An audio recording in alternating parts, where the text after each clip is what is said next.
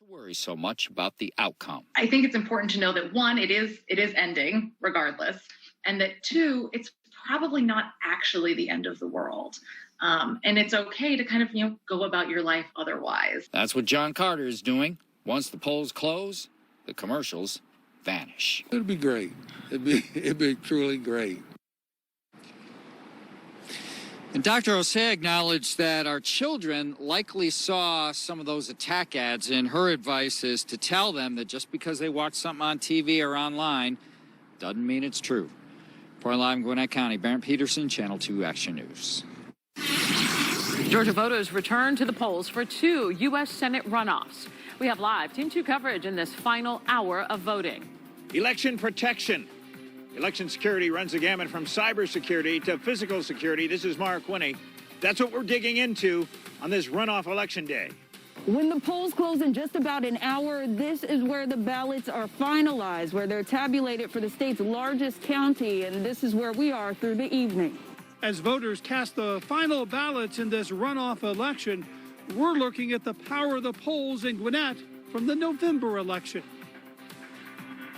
The polls close in less than an hour. The balance of power for the U.S. Senate rests on the results from today's runoffs in Georgia. I'm investigative reporter Justin Gray. We're with the Secretary of State one-on-one on today's voting, and we're with state election staff as they monitor results coming in from all over the state of Georgia. Live, local, late-breaking. This is Channel 2 Action News at 6 p.m. Coverage you can count on.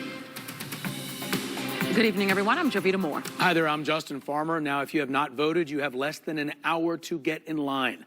Tonight, we have a lot of ground to cover, as you can imagine, using all of our resources to bring you every angle of today's historic runoff races.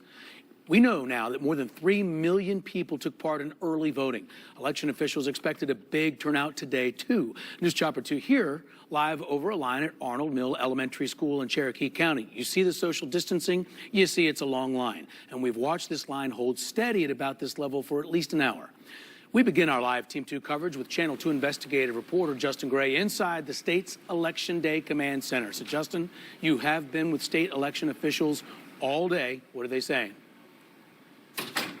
Yeah, Justin, we've been getting periodic updates from election officials here at the command center throughout the afternoon on into the evening. They tell us no major issues. On the technology side, out of 27,000 touchscreen electronic voting machines all across the state, only 4 had a technical problem. And when it comes to those lines, the longest lines we're seeing at this hour are in Cherokee County, as we saw from the chopper, and in Paulding County. But we just checked with state officials. They have monitoring software. It shows the average wait time right now is just 1 minute. It's not just for Georgia. We know the entire country's looking at us today. Georgia's Secretary of State Brad Raffensperger emphasizing the national importance of this Georgia runoff when we met outside the polling place at Park Tavern in Midtown Atlanta today.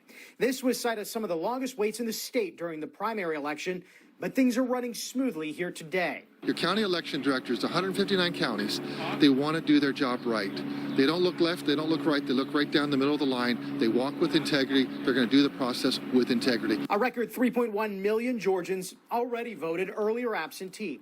For Election Day turnout, state election officials tell us lines are moving smoothly, but they won't know how many voters turned out until they start counting votes. And don't expect a result to that counting tonight. This is not something where you expect results quickly this evening. No, if the race is really close, then it's just going to take that much longer. President Trump tweeted, quote, reports are coming out of the 12th Congressional District of Georgia that Dominion machines are not working in certain Republican strongholds. He's talking about Columbia County near Augusta. At the Election Day Command Center, state officials called it a, quote, minor issue, a programming problem for some polling places to switch to backup emergency ballots. If they couldn't get the poll worker cards to work as well, then they use the emergency ballots, put those into the emergency bin, so voting never stopped in these locations. And of course, in an hour, things switch from monitoring how that voting is going here at the command center to monitoring the counting of those votes. And as for timing of that, the Secretary of State told me tonight, do not expect a result this evening. Of course, that's going to depend on how close this election is. The reason we had such a long wait in November for a result is because that margin between the two candidates was so small. We'll be monitoring this all evening long here from this command center in Atlanta. I'm Justin Gray, Channel 2 Action News. Justin, thank you. And in just about an hour from now, Fulton County's absentee and mail-in ballots will start to be counted down at the Georgia World Congress Center. That's where Channel 2's Audrey Washington joins us live. And Audrey, the ballots are getting collected and scanned in right behind you.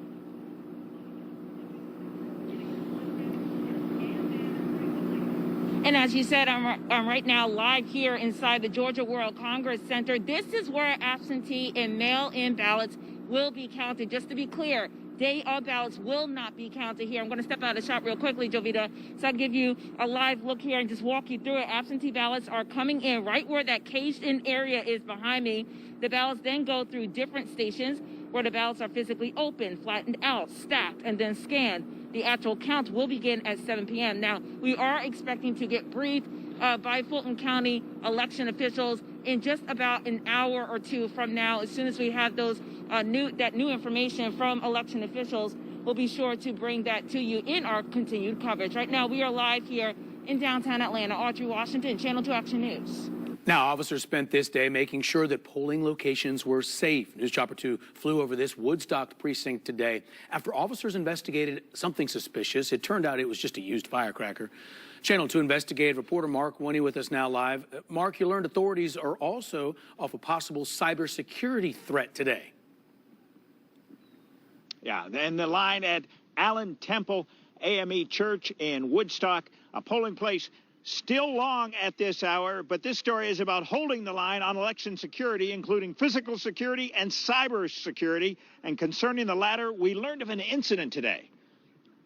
Whether it's physical security on the ground or cybersecurity, we're going to continue to look for all threats. Protecting the process, among other things, on the cybersecurity front, where Georgia Secretary of State's elections official Gabriel Sterling says his office's cybersecurity team detected unusual activity this morning on a part of the Secretary of State's My Voter page, where voters can find out their polling location and other important information, which was running more slowly than normal. This felt abnormal, so our infrastructure security team went and looked at the volume, saw where it was coming from, and saw that we had a particular IP address that was doing things at 10 or 15 requests a second. Sterling says that's suspiciously fast. It may have been a cyber attack, may have been a probe by a bad actor. When we spoke, it was too early to tell. But something intentional was happening? Yes. He says the Secretary of State's office blocked the IP address and alerted the Cybersecurity and Infrastructure Security Agency, which is federal, and the FBI. To bring them in, keep a lookout for any other potential cyber attacks today and into the future. He says another feature on the Secretary of State's website was also helping to head off potential problems today. The online ballot portal, which instead of using a signature,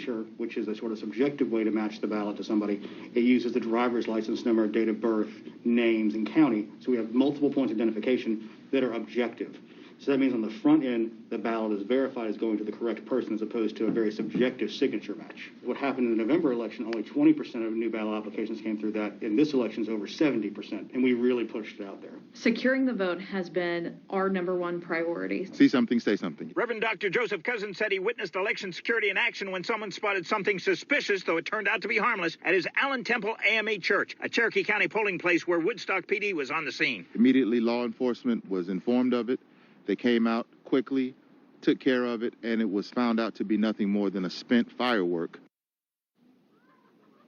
And physical security is important, perhaps particularly in light of the emails we reported on yesterday. Within the past hour, I spoke with the GBI's Nellie Miles.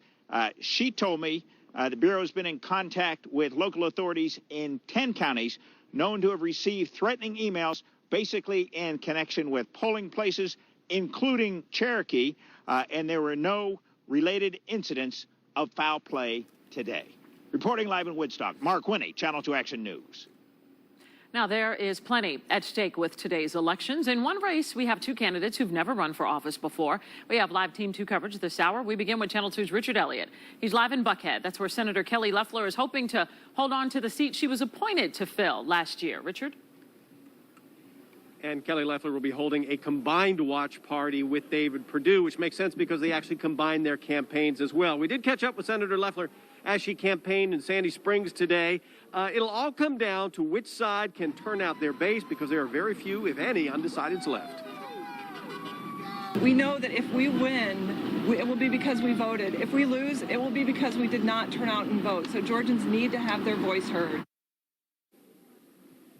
So now what I'd like to do is go to my colleague, Sophia Choi. She's covering Raphael Warnock's campaign. She's live outside Ebenezer Baptist Church in Northeast Atlanta. Sophia? Right, Richard. We came here to Ebenezer Baptist Church, where Warnock has served as a senior pastor since 2005, normally a place of peace. But tonight, security officers around here tell me we could see demonstrations and protests. In fact, you can see some Perdue-Loeffler supporters gathering right here.